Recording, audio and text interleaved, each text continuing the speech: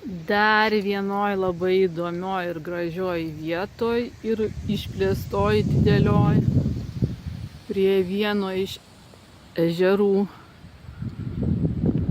Paskui bus video ir įmesiu Google. Jėzau, jos ir ateina tos. Aš jau viską sušėriau, jo, neturiu. Visą poką nusipirkau kukurūzų. Būtent gerai, kad nusipirkau kukurūzų. Tu dribsnių, žinai.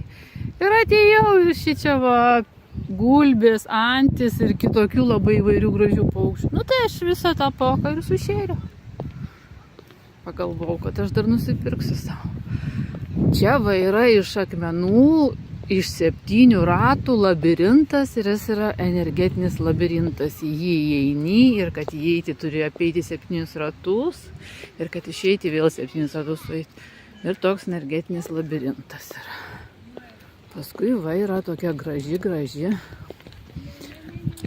varinė metalinė lapė ant va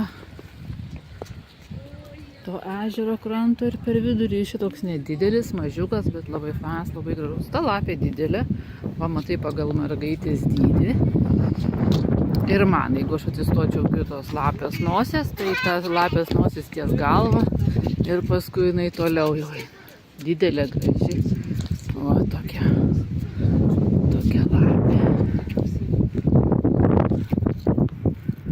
Čia yra gulbės. Ir jos